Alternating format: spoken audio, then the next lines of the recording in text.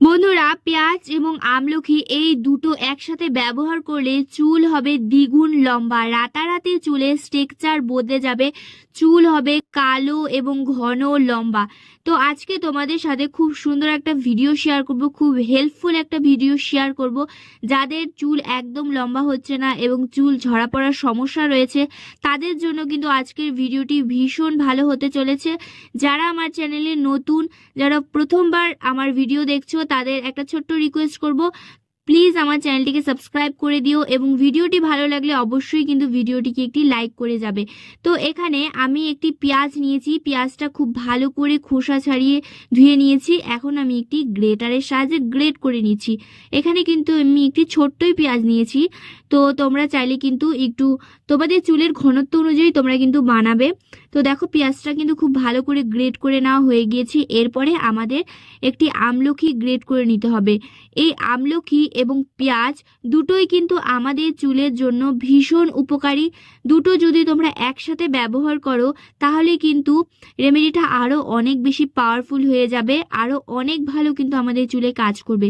আমরা প্রত্যেকেই জানি আমাদের চুলের জন্য পেঁয়াজ এবং আমলকি খুবই ভালো। আমলা পাউডারও কিন্তু এই আমলকি শুকিয়ে আমরা কিন্তু ব্যবহার করতে পারি। তোমরা যদি আমলকিটা শুকিয়ে রাখতে পারো বা আমলা পাউডার যদি তোমরা কন্টিনিউ ব্যবহার করো, যারা করে থাকো তারা প্রত্যেকেই জানবে যে আমলা কিন্তু আমাদের চুলকে লম্বা করতে খুব ভালো সাহায্য করে। আর পেঁয়াজের রস কিন্তু নতুন চুল গজাতে সাহায্য করে। তো এখানে আমি খুব ভালো করে গ্রেট করে নেওয়ার পর একটি ছাঁকনির সাহায্যে ছেঁকে নিচ্ছি।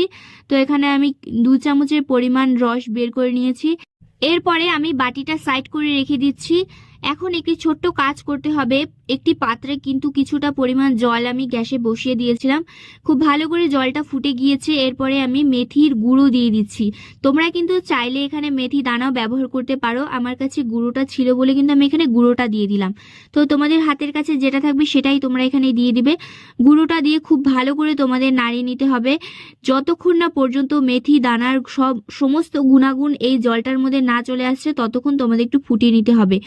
এই জলটা আমাদের চুলের জন্য খুব ভালো। এই মেথির জল, মেথি ভিজিয়ে সারা রাত যে জলটা পরের দিন সকালে যে জলটা পাওয়া যায় মেথি ছেঁকে, সেই জলটাও কিন্তু খুব ভালো। আর এইভাবে মেথি ফুটিয়ে তোমরা যদি জলটা ব্যবহার করো, এই জলটাও কিন্তু খুব ভালো। মেথি আমাদের চুলের জন্য খুবই ভালো। এখানে আমি মেথিটা খুব ভালো করে মেথি জলটা ছেঁকে নিয়েছি। এরপরে পেঁয়াজ এবং আমলকির রসটা দিয়ে দিলাম। আর তারপরে আমি এখানে দিয়ে দিচ্ছি একটি ভিটামিন ই ক্যাপসুল। তোমরা চাইলে এখানে 2টো ভিটামিন ই ক্যাপসুলও অ্যাড করে দিতে পারো। আর এই ভিটামিন ই ক্যাপসুলটা অবশ্যই অ্যাড করবে। তারপরে তোমাদের খুব ভালো করে মিক্স করে নিতে হবে আরেকটি বার।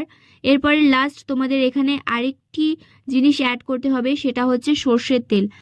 তেল দিয়ে খুব ভালো করে মিক্স করে নিতে হবে। তো এটা ব্যবহার কি করে করবে? তো যখন তোমরা শ্যাম্পু করবে তার 2 থেকে 3 ঘন্টা আগে এটা লাগিয়ে রেখে দিতে হবে।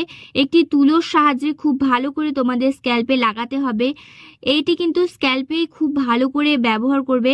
দেখো, এখানে আমি মেথি দানা ইউজ করেছি, মেথির জলটা। এই মেথির জল আমাদের চুলকে গোড়া থেকে মজবুত করে, শক্ত করে এবং চুল ঝরা পড়া বন্ধ করে। প্রত্যেকটা উপাদানই কিন্তু আমাদের চুলের জন্য খুবই ভালো। তো খুব ভালো করে তোমাদের মিক্স করে নেওয়ার পর তারপর চুলে অ্যাপ্লাই করতে হবে এবং 2 থেকে 3 ঘন্টা রেখে তারপর শ্যাম্পু করে ফেলবে। তো এই উপায়টি তোমরা প্রত্যেকেই করতে পারো, ছেলে মেয়ে বাচ্চা থেকে বড় সবাই কিন্তু করতে পারো। আর সপ্তাহে কিন্তু 2 দিন ব্যবহার করবে। তো আজকের ভিডিওটা এখানেই শেষ করছি।